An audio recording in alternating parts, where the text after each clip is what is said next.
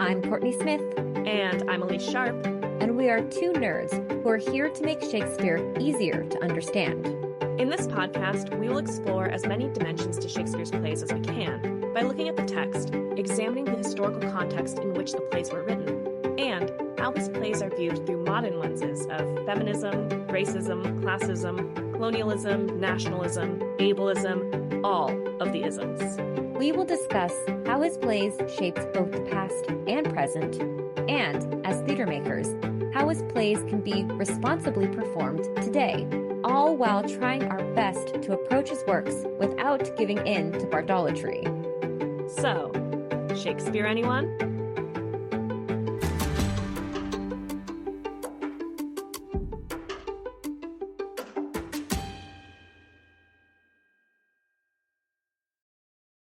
Hi, listeners. Want to support Shakespeare Anyone? Visit shakespeareanyone.com/support or check out the links in our episode description. Now, onto the episode. Hi, Kourtney. Hi, Elyse. How's it going? It's going all right. It's been a long and tiring weekend, but we're here. We made it to this. There was a point where I was like, I don't know how I'm going to get my research in that I need to research. I have to figure that out. I know. It's so bananas to think about. And I know we talk about this a lot because we truly are proud of the growth we have had as podcasters. And then also outside of our podcasting life, how much has changed, how much we've gotten on our plates following the creation of this podcast. And sometimes it is like, oh no, we literally have to release an episode in a few days. Let's research, record, let's edit, let's get this out. And that's because life gets in the way. Yes, but I'm really excited to talk about what we have to talk about today, which is commoners in Shakespeare's time. What was it like to be a quote unquote, I'm going to use the term because we use it today, what we would call today a working class person, even though that definition of class didn't exist in Shakespeare's time that it does today. I'm excited to talk about this because we've talked about nobility. We've talked a lot about like the rise of mercantilism and social mobility during this time. But what did life look like for the common people, the groundlings who were attending Shakespeare's plays? Who were these people? And we've seen so many working class people in the casts on the stages of previous plays that we've talked about, but we have not had an episode dedicated to commoners. Yeah. First things first, though, we have a couple quick housekeeping things. First of all, we have a brand new Patreon patron. So we'd like to welcome Kenzie Simons to our Patreon patron family and say a big thank you for their support. And over on our Patreon, we've had some exciting things happen in the past month. Yeah, we have a lot of good stuff happening on Patreon this year. We're trying to really ramp up the Patreon presence and diversify. So there's a lot of exciting, fun things happening over there. Something a little different every single month from us is really, I think, what we're trying to do. So you're getting some more behind the scenes. You're getting projects that we have in the works that are Shakespeare related. So like hearing more about Kourtney's work on her master's degrees. Woo. Elyse's work in the theater as a theater practitioner doing a lot of Shakespeare. Yeah. We're doing things like trying early modern cocktails or early modern recipes, in addition to the bonus episodes that we have been putting out for the past couple years. Yeah. Where we watch some Shakespeare adjacent content that has been TV shows, that has been films. Recently, we watched Grand Theft Hamlet. Yes. We had a lot of fun discussing that. If you want to get a taste of what those episodes are like, because they are a little bit more relaxed than what is here on our main feed. Less research goes into those episodes for sure. We watch and we react. Definitely. Yeah. Yes. So it's much more like we're going out to coffee. Yeah, it's much more like you're listening in on us having a conversation over coffee or drinks after watching something separately. Yeah. But if you want to get a taste, we do have one of those episodes that is for sale separately, so you do not need to commit to being a paid Patreon patron.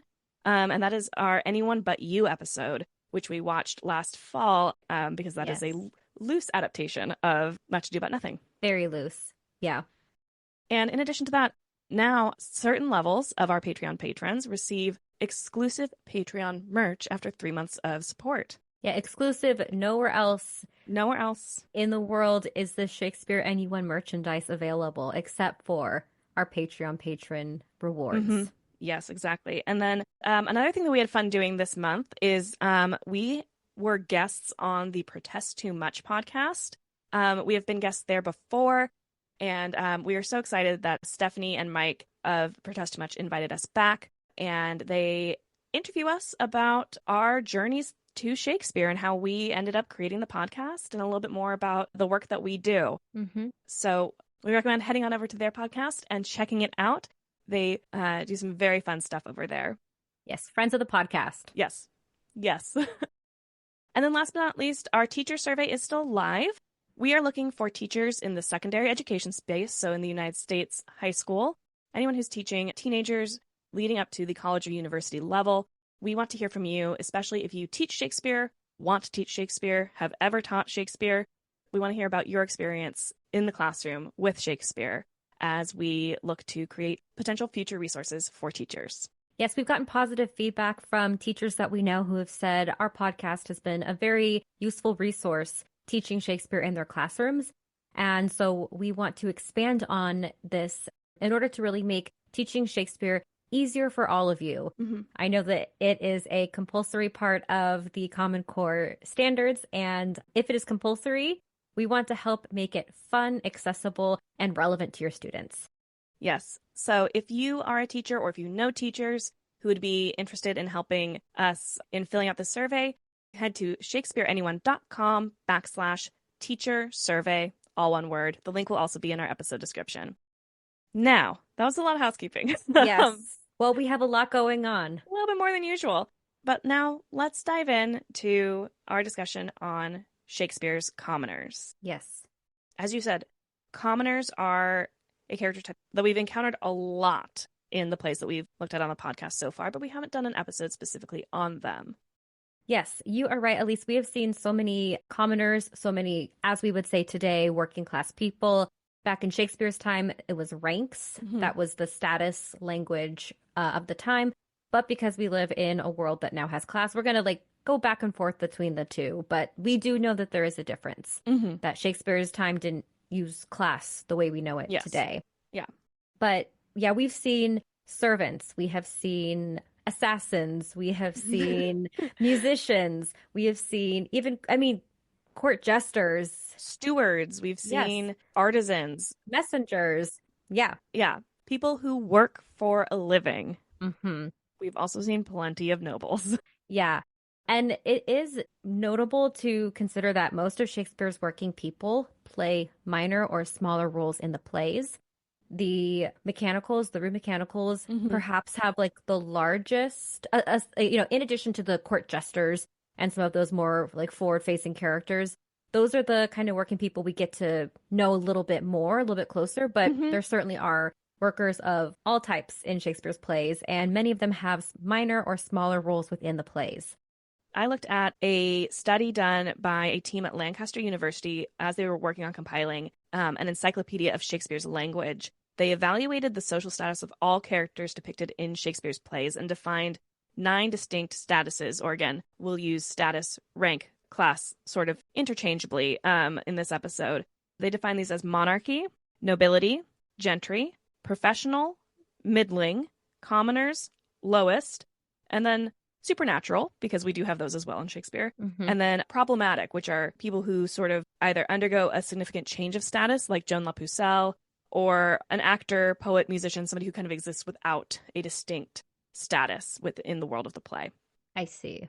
The largest group that Shakespeare looks at are the nobility, which we've already covered in another episode. Yeah. And these account for 27% of all Shakespeare's characters.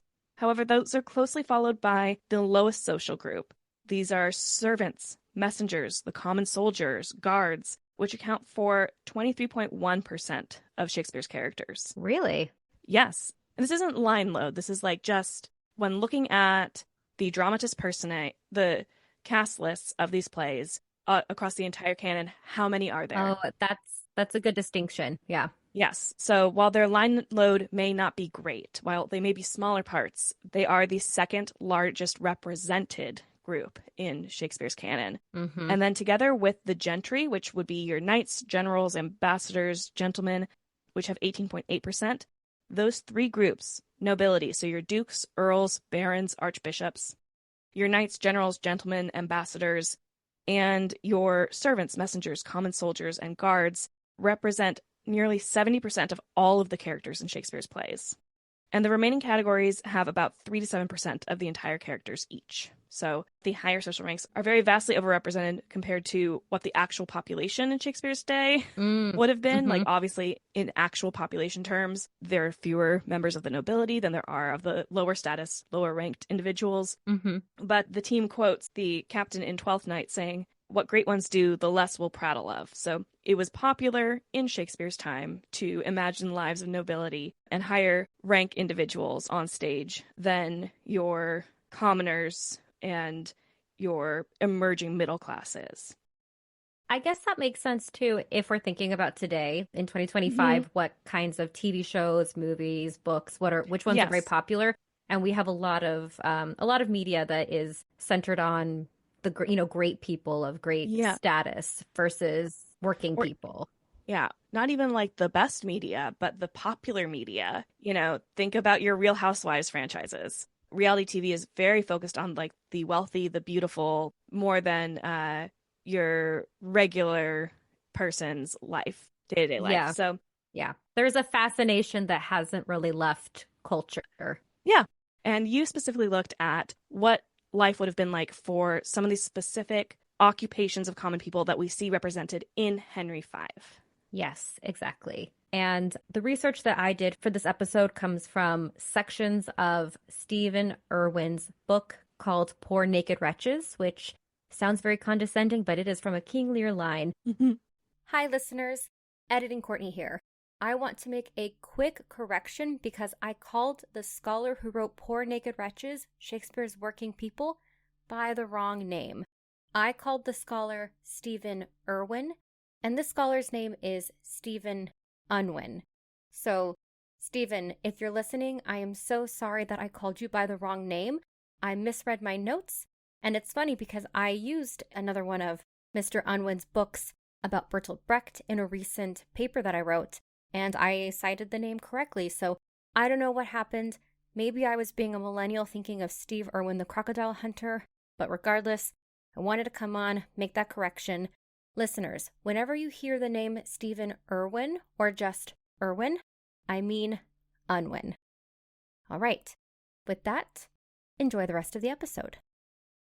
Just as a refresher from back when we did King Lear, as King Lear has fallen into madness during the storm, he starts to have kind of a class consciousness, if you will, realizing that there are people who are poor, who don't have enough, and maybe he didn't do enough for them when he was the king of Britain. Right. This is taken from a line in King Lear when King Lear is like really experiencing this consciousness he didn't have before about the imbalance between nobilities and working people. But I read a couple of chapters from this book. I did not read all of them because I wanted to really focus on the working class people in the positions that exist in Henry V. But I reassure you all, we will be returning to this book for additional research on employment from the early modern era as we continue to go through Shakespeare's canon. So, yes. And so, as you were saying, like Shakespeare grants more space to the rich and powerful than to those who are working. The representation, that's really disproportionate to the actual like line count. So if we think about like Peter versus Romeo or Charmian versus Cleopatra, we can do this on and on, but there is a disparity between these different ranks of characters.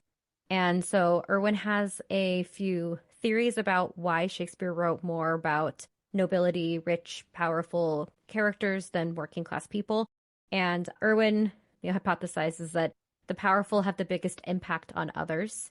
So kings, queens, nobles, what they do has more weight on society as a whole. And I mean, the workers, the commoners were the ones who were really making like a lot of things function by running the alehouses and all of that. But I also, understand that like what Elizabeth chooses to have be like put into Impacts the law entire, impacts yeah. everyone more Or like, than, yeah. yeah. Especially in a very like hierarchically structured society, there are people who, Elizabeth or James is one, but like even like your local noble could really impact your day-to-day life in your town, even if you were like, the one who was actually making things happen. They had a outsized amount of influence. Yeah. Yeah. Yeah. So whether or not the noble is contributing as much to society, the noble person has more power than the commoner. Yeah. So that's one idea. The other is that theater companies had to please their royal patrons, and they also had to celebrate these patrons. And we talked about this with writing about Elizabeth, writing about James. And then sometimes if you're criticizing your patron, making it very coded.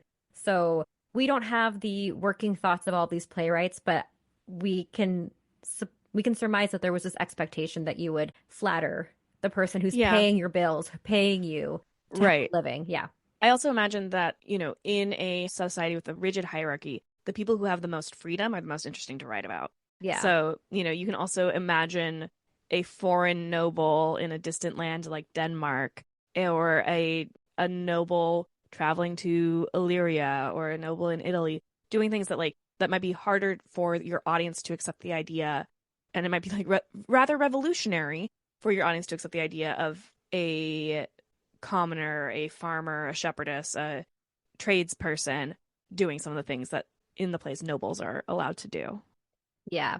And Shakespeare really doesn't write city plays. Yeah, right. Those are very popular at this time. He does not engage with that form at all. Yeah. Yeah. And then the last, that Elizabethan theater helped working people understand their rulers. Mm. Like the working class people didn't have TikTok, 24-hour news cycles. Many of them were illiterate. And if they were literate, they were literate to a certain degree to make sure that their business was running. So this was a way for that sort of hierarchy to be communicated to commoners. Yeah, we've also talked about the sort of back and forth that the playhouses had of being able to be in the middle of the dialogue between the nobility of the crown on one side and the city on the other, and the citizens, and in a coded way criticize things that were happening in the government by the crown or parliament, or significant noble figures acting in a way that is inappropriate. They could comment on that. They could also communicate things for the crown, for the government, to the common people, and help like you said, help understand. Thinking here about the end of Macbeth, and Scottish people are English people now.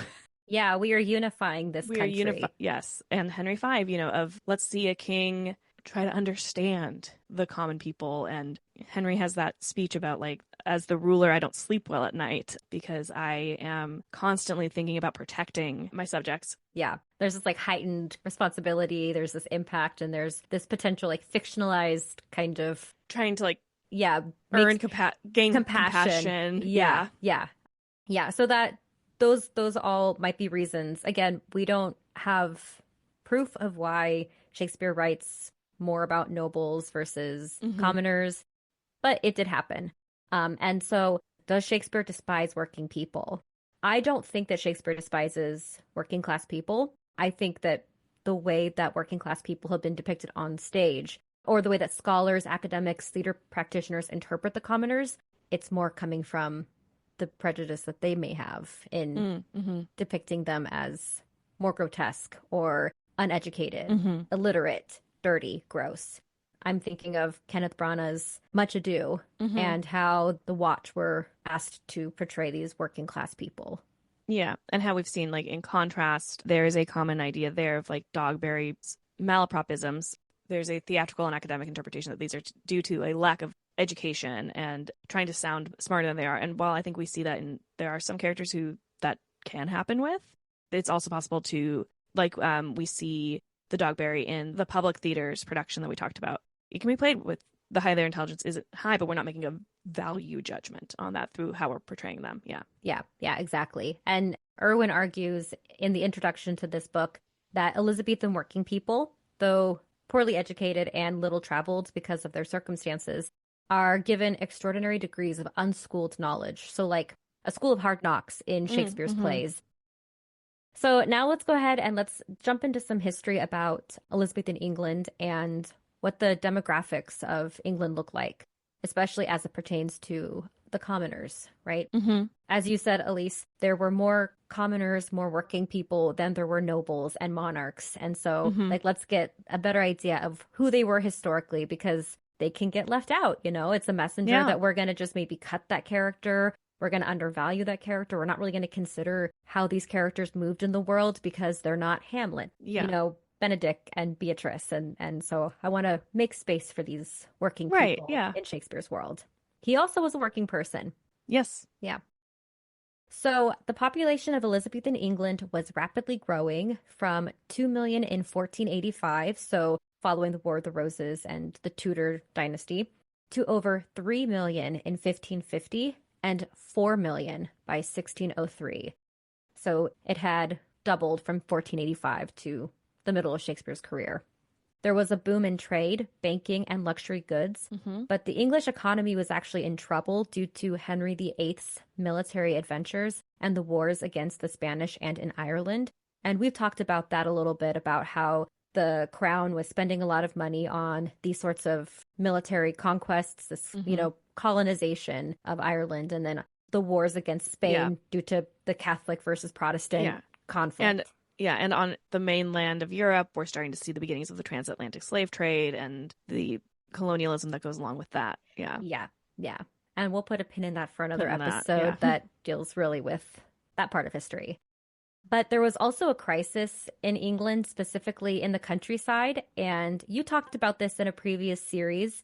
The wars were being financed by the sale of monastic lands, which wiped out a set of social relations that provided employment, shelter, and food for tens of thousands in the countryside. So this infrastructure was being dismantled in order to pay for the wars that I had mentioned. Mm-hmm. And then rich landowners also were enclosing land that had been held in the common. And we can talk about that more during Coriolanus, but that's a huge point of contention in the countryside specifically. And as you mentioned in Midsummer, there was a huge wool trade. There actually was a stagnation in the wool trade during this time. In addition to the wool trade, there was extensive deforestation that stripped the countryside of its raw materials. And we touched on this a little bit when we had Sydney Schwint on to talk about Shakespeare and climate justice. Yeah. Also during the Midsummer series. So the economy was crippled by 4 years of failed crops and 2 dramatically cold winters. Right. Because as we talked about with Sydney, this is also Shakespeare's living in a mini ice age. Yes. Yeah. Yes. So there's all of this stuff happening in the countryside. And these crises brought rampant inflation from 1594 to 97. There was hardly any raise in wages. This resulted in a rise in taxes. Rents were unpaid. Yields were plummeting. And actually, this period was referred to as the quote-unquote Black 90s because of how dark and desperate it was. And so as a result of this, a lot of people from the country migrated to the city, many of them to London. The statistic here is that 120,000 people lived in London in 1550, and then it rose to 250,000 in 1600. Wow. Yeah. And so there's just this huge spike in people in the city. And because of all the other crises going on, there was poverty, unemployment, criminality, and then also squalor. London was seen as a solution for people, but there were not the jobs that, there's a lot of. And so these are the conditions the commoners of Shakespeare's London, Shakespeare's England were living in. And the countryside was also struggling with poverty. And historian Roger Manning explains that, quote, in many English towns, between 1/4 and 1/3 of the population were destitute because they did not receive regular wages, unquote. Mm-hmm. And as a result, the Elizabethan Poor Laws, which we have talked about, they then sought to distinguish between the quote-unquote deserving and quote-unquote undeserving poverty. So that meant that, like, there were punishments for sturdy beggars, but then there was also modest support to the destitute that was deemed inevitable. And we talked about that in our King Lear series when we talked about the hospitals in London at the time, that there were hospitals for helping people who could not work due to ailment, whatever they consider that to be, or disability. And then there was also a workhouse where if you were believed to be able to work and just choosing not to, they would force you to work in the workhouse. Yeah. Yeah. Yeah. And then also when we were talking about constables in Much Ado, we talked about, those beggars who went from town to town. They were kicked out because they had no value. They couldn't work. So the constable would kick them out and there were just no real solutions. And so all of this resulted in popular rebellions as well as riots and unlawful assemblies in the London area. And as I mentioned with the enclosement of the Commons, these popular rebellions also will be a point of discussion for us when we get to Coriolanus, because that really influences at least Act 1, Scene 1 in that play. But it's not really present in Henry V, so I'm going to put a pin in that. And when we get to Coriolanus, please meet us over there in the future. And so these things were happening. Also, there were peasant smallholdings that during the time were being bought up by richer yeomen, which led to the emergence of the gentry. So this was a small group of landowners who were eager to exploit others. So that kind of dynamic was developing and growing in this time period. And then also trade, markets, money lending, and luxury goods boosted a new mercantile middle class. And so there really is this new development of different ranks, different, as we say, classes today, but new ranks that Londoners, English people were being categorized in based on their economic status. And even though we mostly think about the nobles and the aristocrats that Shakespeare is representing, when we go see Hamlet, we're thinking about Hamlet. We're not thinking about the guards as well. Maybe that's not true. I think about Bernardo a lot. And so I think about Bernardo and Marcellus a lot. But we're mostly thinking about Hamlet, Ophelia. We're not thinking as much about these working people. But even though the line count of Shakespeare's plays are predominantly the nobility, all of these classes and ranks were attending Elizabethan theater. It was popular for all ranks. And the groundlings, the quote-unquote groundlings, they included laborers, craftsmen, artisans, apprentices. So they were all in that that standing room area. And then their masters would have been seated in the galleries of the theater behind them. And so this creates an interesting dynamic for theaters and for actors where an actor playing a servant could be talking to the servants in the groundlings. And there could have been some sort of dialogue of sorts as the theater anatomized society, right? The theater is imitating and creating and kind of replicating or criticizing society. And there are all these different ranks in the theater packed in. So these dialogues might have existed. And we also know that theaters were much rowdier in Shakespeare's time than today. So that's really where society is at and its relationship to the theater as just kind of a Elizabethan Commoners 101. What I want to do now is I want to talk specifically about two different types of commoners that existed in Shakespeare's time that we see in Henry V. So in Henry V, we see two different camps of commoners. We see commoners who existed and worked in the inns, the taverns, and brothels. And then we also see soldiers, men-at-arms, the military commoners. And Elyse, you did talk about those commoners back in our military episode.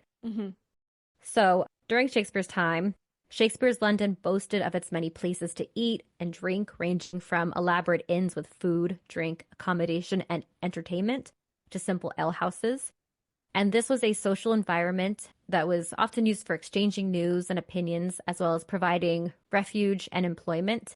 And, of course, sometimes there were sexual services as well. And I do want to note, the relationship that, sex work had in Shakespeare's time. Prostitution was a mixture of tolerance and repression during Shakespeare's time. So there were brothels in the suburbs, like Southwark, Whitechapel, Shoreditch, Finsbury Fields. And then there were also exclusive ones that were within the city walls. So it wasn't just stuff happening in the suburbs. It was also happening within city walls. And prostitution was solicited in theater auditoriums as well. So that's why city authorities really connected prostitution to theater. Illegitimate children and venereal diseases were also a result of the trade. And we do, in Henry V, have one character that we don't interact with, but we hear about, who is a sex worker, or at least alleged sex worker, because that would be Doll Tearsheet. Yeah, Tearsheet. Who is a character that we do see in Henry IV, Part 2. Yeah, because she has a relationship with Falstaff. Yeah. Yeah. And I will note, like, unfortunately, this part about, the inns, taverns, and brothels, these characters are still present in Henry V, but we don't really see them in this environment. Right.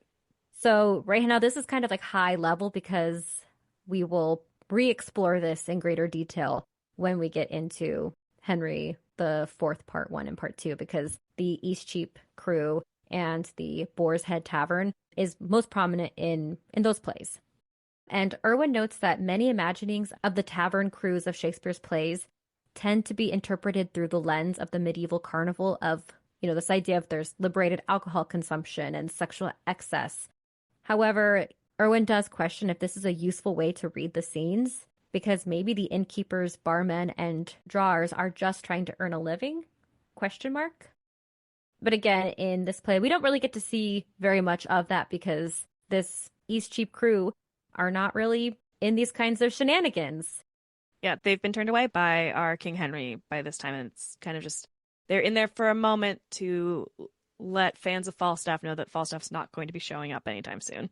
Yes, exactly. And so the tavern men are all going to war with England against France for Henry V's campaign.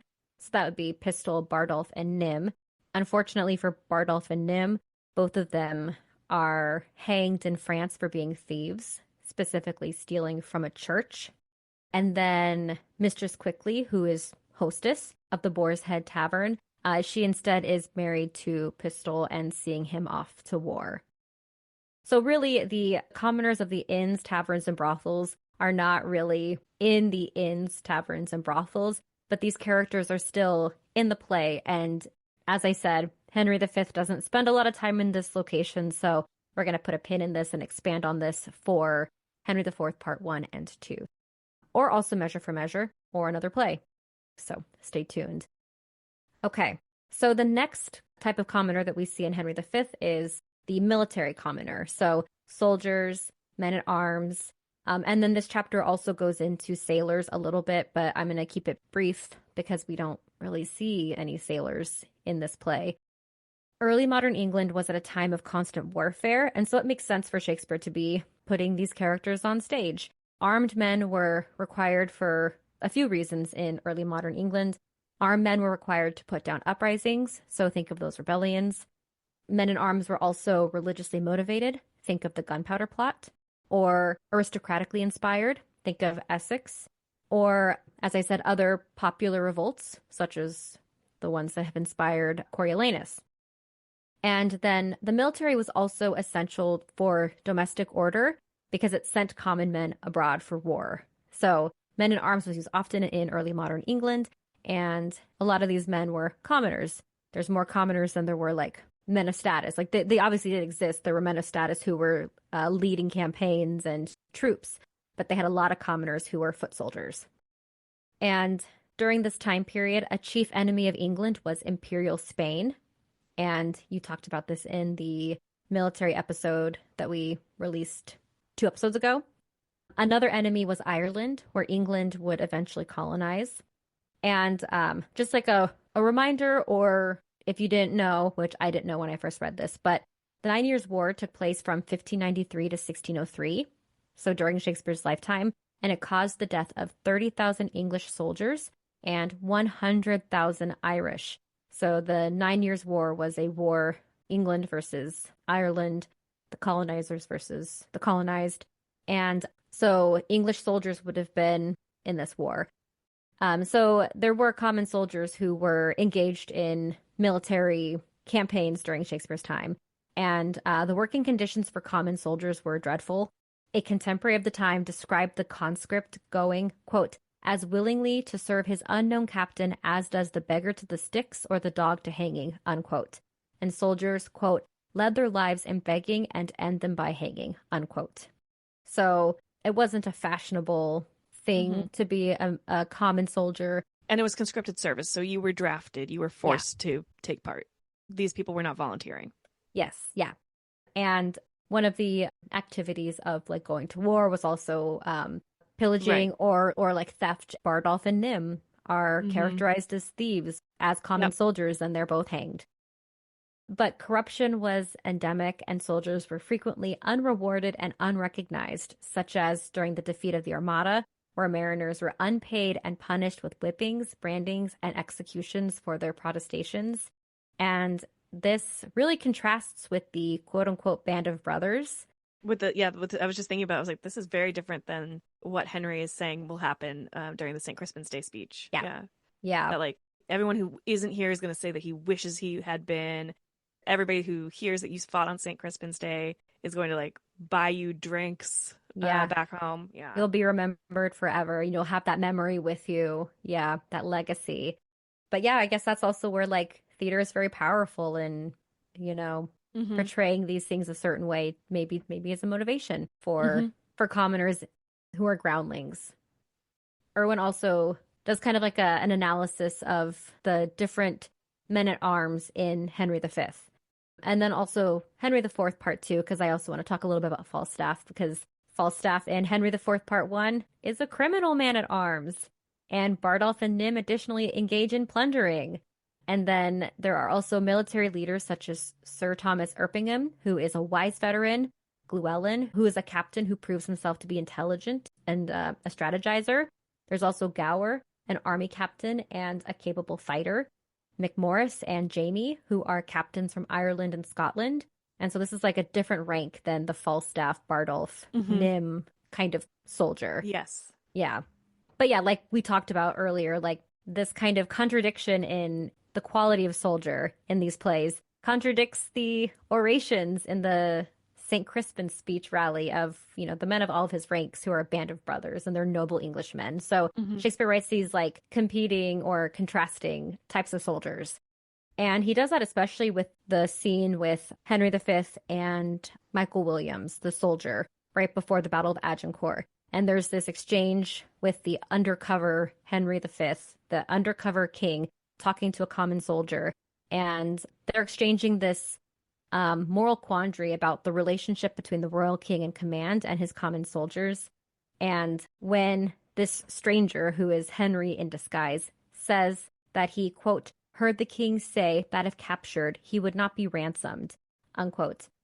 Michael Williams is skeptical about this idea that like the king wouldn't be ransomed. He'd stick it out with his soldiers. He says, quote, "Aye, he said so to make us fight cheerily," unquote. And he adds that, quote, "when our throats are cut, he may be ransomed and we never the wiser," unquote. So this idea that like the king, because he's got the status to him, will be ransomed and ultimately escape being a prisoner of war. But the common soldiers don't have that. They don't have the resources to be ransomed. And then the king declares that if he lives to see it, he will, quote, "never trust his word after," unquote, and simply provokes Williams that, quote, "you pay him then. That's a perilous shot out of an elder gun. That's a poor and private displeasure can do against a monarch. You may as well go about to turn the sun to ice with fanning in his face with a peacock's feather. You'll never trust his word after. Come, 'tis a foolish saying," unquote. So both the king soldier and the common soldier have this different outlook on the rules of warfare for a king versus a common soldier. And that is where my reading ends. But based on this, this part, the introduction and these two chapters that I read, Irwin's contention throughout the book has been that Shakespeare's working people are written with a complexity and a sense of purpose that has been largely underestimated. And so we need to consider, like, how should we locate these characters within a broader cultural framework? And I agree. I think that there needs to be care taken with the working people of Shakespeare's plays.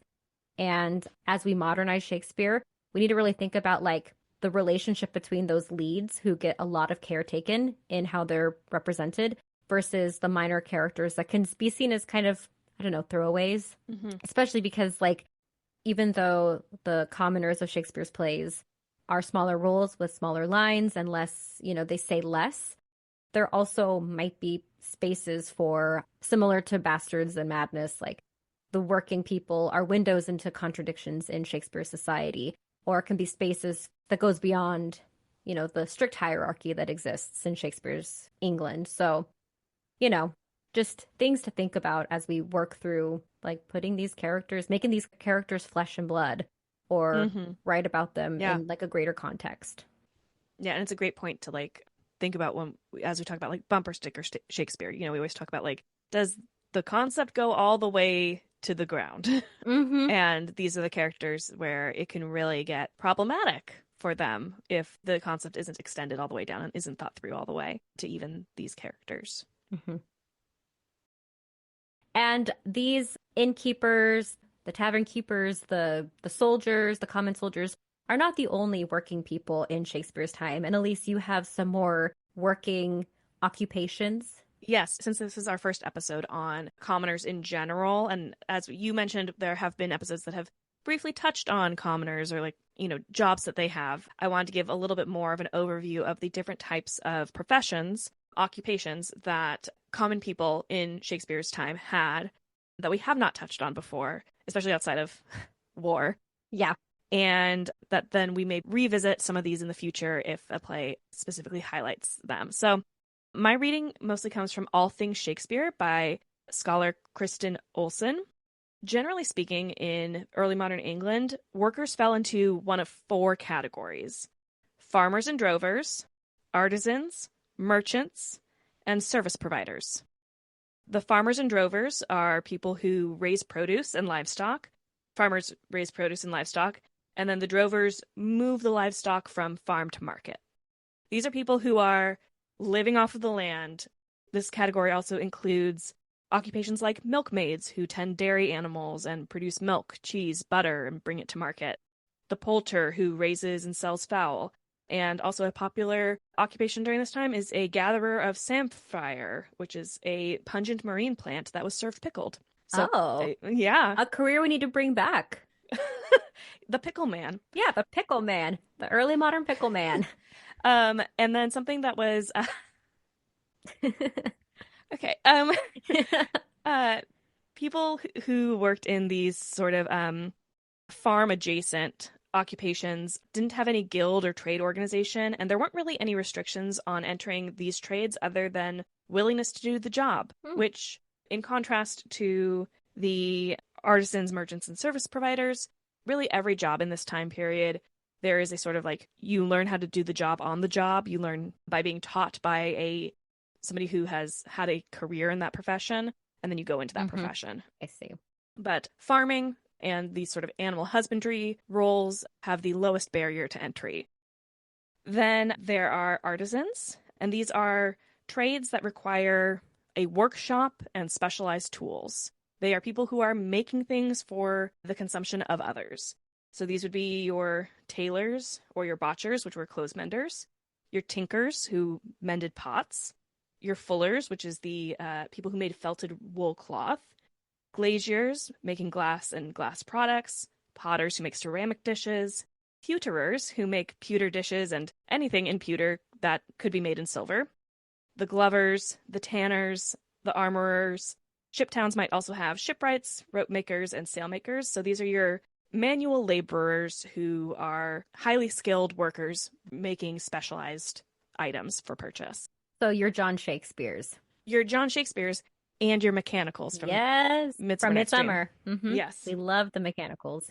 Yes. These artisans were most likely, out of the sort of four roles here, to have trade guilds that were organized, and these guilds regulated apprenticeships, settled trade disputes between members, determined an individual's worthiness to enter the trade, limited the number of craftsmen in one trade within a single town to prevent competition and keep incomes high, and also lobbied the government for beneficial laws or lower taxes on the items that were being produced. So artisans had a higher barrier to entry because you had to be approved by not just, whoever's farm you want to work on. You had to be approved by a committee of people who were also working in that trade. Then there were merchants, and we've talked about merchants in our episodes on the rise of mercantilism. The difference between them and artisans is that they are shopkeepers who are participating in the wholesaling of goods made by others. It's everybody who are like brokers who are buying and selling commodities like grain and cattle in bulk and then selling them at a market or a fair at a retail price, or the emerging merchant class who are sending ships abroad and bringing back spices, ivory, gold, cloth, wine to then be sold at wholesale prices to people like grocers or peddlers who will then go sell at retail at markets. And then you have your service providers. These would be people who are not making something, but they are providing a service as their form of labor. And these are your chimney sweeps, your town criers, your drawers and tavern waiters, as you were speaking about earlier, your factors, which would be agents for other tradesmen or for gentlemen, people who would, run errands, do things for, or like stand in place of other tradesmen or gentlemen in their dealings, being an agent for them.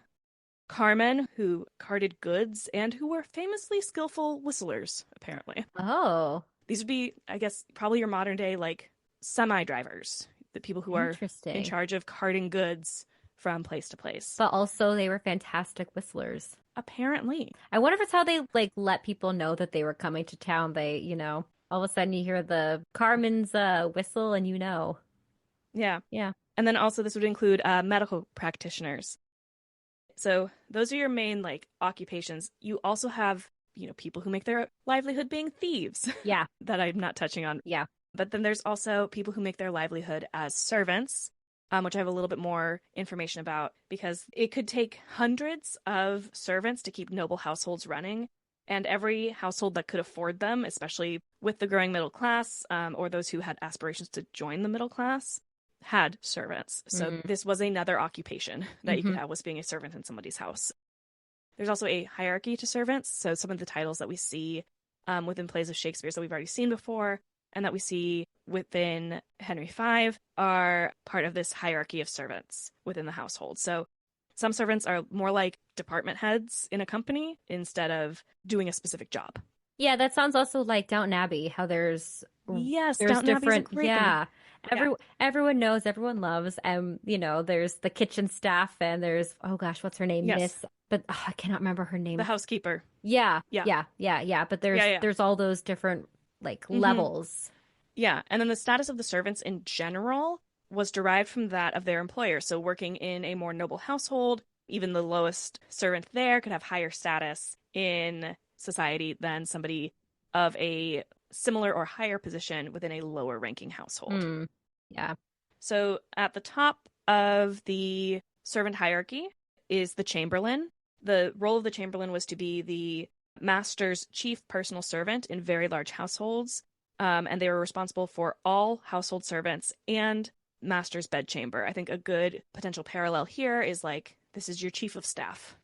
We also see, up in the very, very high ranks, when we get into nobility and royalty, the Lord Chamberlain has power himself. Yeah. So again, like, depending on the household, this role could be a very significant human being. There are people who are in service to certain, like, very high-ranking households who would be not necessarily commoners themselves. Yeah. So, like, think about the Lord Chamberlain a little bit different. Like, he is the head of the king's staff. He is the highest-ranking servant in England. But every single noble house would probably, like, have a servant, but it depends on what rank your master has. Determines your rank. Yes, exactly. So the Lord Chamberlain, who is able to sponsor Shakespeare's company, that is the highest ranking servant in the country. Yeah. There's a corresponding role of lady's maid, chambermaid, and waiting woman, who have less responsibility within a noble household, but they are still a very visible presence because they're attending the lady of the house. Their responsibilities would have included playing music, hairdressing for their mistress, and being indirectly responsible for their mistress's chastity, which we have seen in Much Ado and Romeo and Juliet, because nurse serves as more of a waiting woman to Juliet as well as a nurse. Yeah. Lady's maid and waiting woman were more likely to directly attend to the mistress, while the chambermaid could mean a personal attendant or just somebody who cleaned, made the bed, and lit fires in the mistress's chamber. So slight difference between those titles there. I understand this, but it's interesting because a lot of the times I think those characters who are waiting women or gentlewomen are not necessarily portrayed at their highest status, like Mariah and Ursula, like they are much higher in status than I think a lot of representations of them give them credit for. Yes, exactly. Under the chamberlain and lady's maid, chambermaid, waiting woman, below, kind of outside the hierarchy, is the page. This is a boy or young man who accompanied the master and ran errands for the master. But the page doesn't oversee other servants and has as much power as the master bestows on him. So there's more of a spectrum of pages, but they're not overseeing anybody. They're overseen by the chamberlain and nobody else, and the master and no one else. Mm-hmm. Then we get into more of our department heads, and we have the bailiff and the steward. The bailiff is the head of the outdoor servants, kind of like a foreman on a farm, and is responsible for tending to sick workers and disciplining lazy workers. Mm-hmm. Shakespeare doesn't really show us this type of bailiff. He shows us more of a bailiff in a like police officer role. The indoor counterpart to the bailiff is the steward, who is the department head of the inside of the house, and oversees all indoor servants. The steward would have also had a key to the storeroom and was in charge of making sure no servants stole, were idle, or made habitual mistakes. They also managed the household inventories of necessities such as food, coal, cloth, and did the bookkeeping, and would have directly overseen the roles of butler, pantler, baker, cook, and other heads of household departments. In a small household, the bailiff and the steward could be the same person. Then going a little bit deeper into the steward's department, as I mentioned, they oversee the butler, who is in charge of all household liquor, and in some households does the brewing. They oversee the baker, who is in charge of all baked goods made in the house, and the cook, who does all other food preparation, who also usually has a staff of their own, and in most large households was a man. And then the pantler, who is in charge of the pantry, larder, which is managing already prepared food, ingredients, table linens, and utensils, was also in charge of locking and accounting for the pantry and larder inventory every week. Some households also had a position called the officer of the ewery, who was in charge of linens, light, so like candlesticks, candles, torches, snuffers, and basins and ewers, which is your washing basins and jugs. And then there was a role of the usher of the hall, or gentleman usher, who was in charge of the dining hall itself and seating or serving guests. There were some additional servants as well. Yeah, it's huge. Yeah. It's had no a idea. massive company. Yeah. Thinking about these noble households as like a massive corporation is really like mind-boggling. Outside, you would see yeomen, grooms, and children tending stables, fields, and horses. There were also gamekeepers, woodsmen, and huntsmen who tended game parks, saw to the welfare of the wild animals on the property like deer and rabbits, and assisted in organizing any of the hunts that the noble wanted to take. Yeah, like Titus, even though it's technically ancient Rome. Yeah. Or we also see a huntsman in Midsummer. Yeah. Yeah. Then there's also gardeners who are tending kitchen gardens and orchards, porters like in Macbeth who keep the gates and determine who can enter and who to turn away. Then indoors, there's also the roles of nurses who tend to infants and then continue to serve the child into adulthood, like we see in Romeo and Juliet, and kitchen maids who do things like washing dishes and turning the spits that meat is roasting on. Then various lesser servants do things that basically require little skill, doing things like slaughtering livestock, gathering eggs, milking cows, other various farm chores, thatching the roof, running errands, scrubbing pots, laundry, caring for the family wardrobe, setting the table, etc., etc., etc. And Shakespeare refers to like these various other servants in several plays as grooms, lackeys, and varlets. And every household required a lot of upkeep and a lot of labor to keep running. So in smaller households with fewer servants, it wasn't that this work wasn't being done. It was just that one person would have multiple responsibilities. Yeah. The working conditions for servants were that they were often hired at fall statute fairs, like a hiring fair for servants in the house of the noble nearby. Like a job fair that we would know of today. Yeah. Servants could also be hired outside of the fair on the recommendation of a friend or a relative of their employer. So you could get, much like today, you can get a job through a recommendation, right? Right. Servants were paid quarterly, but not paid much in cash wages. We have a record of William Cavendish paying his butler 10 shillings per quarter, which equals £2 a year. And the best paid servant in Cavendish's household only received twice that, so £4 a year. Yeah, and whatever it is for inflation. Yeah. But not much. Not too much. Yeah. Not too much. Especially considering the actual like job responsibilities, the duties. Yes. Considering all that you're doing. Servants also received other forms of compensation besides cash money. So most received room and board in addition to their wages, so they weren't having to pay rent. Large households might have a separate servants' quarters. In smaller homes, servants slept in garret rooms, in the employer's chamber, in the stables, or on the threshing floor. Servants have little privacy in general. Yeah, I was gonna say too, it's also unfortunate that your living conditions are tied to your job. Yes, yes. Yeah. And some positions came with additional perks. Farm servants, for example, might have been able to use some of their master's land to pasture their own animals. They might have been entitled to get free bushels of grain or really nice discounts on produce that they helped grow. And then household servants, especially those who delivered messages, could receive perks like tips, leftover food, secondhand clothes from the people that they served.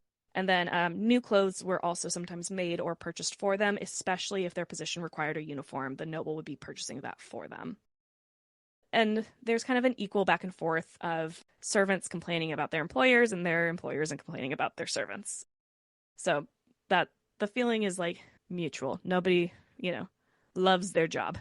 Yeah, but it's also so unfortunate that you keep using the word like might, they could, and it's there are a lot of things that are conditional on like if your employer or your master actually decides to give you is a decent person. Yeah. Yeah. It's not Yes, in law. exactly. Yeah.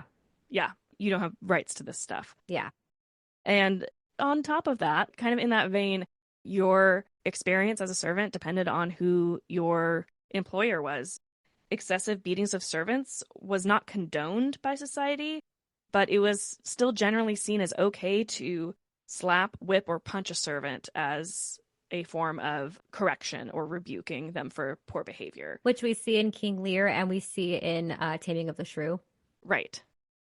So that all to say that like common people were really making society run, as you mentioned earlier, and doing a lot of very hard, difficult work for little pay.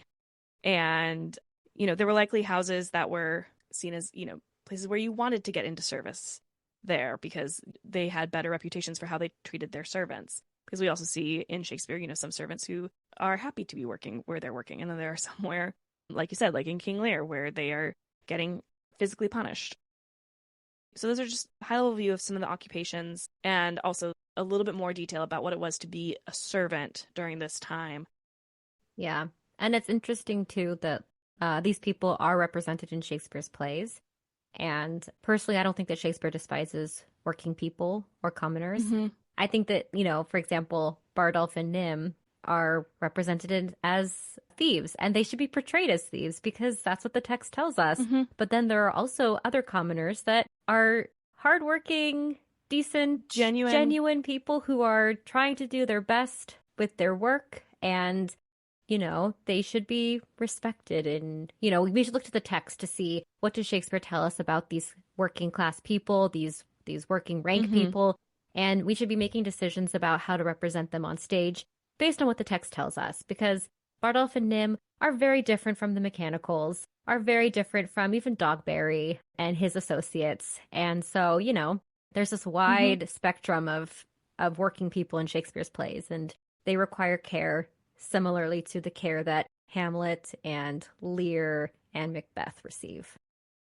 I have nothing more to add to that. That's a perfect ending. So with that, thank you for listening.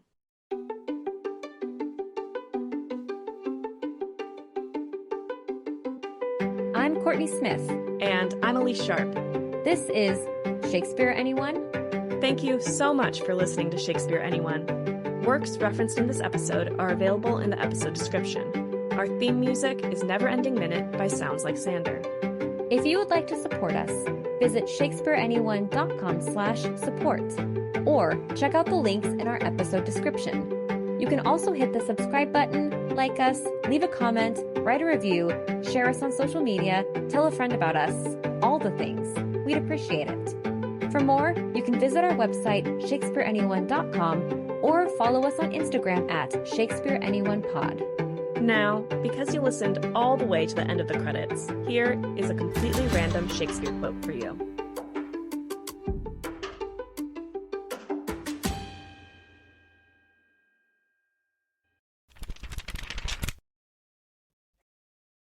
From King Henry VI, Part 2, Act 2, Scene 1, said by Queen.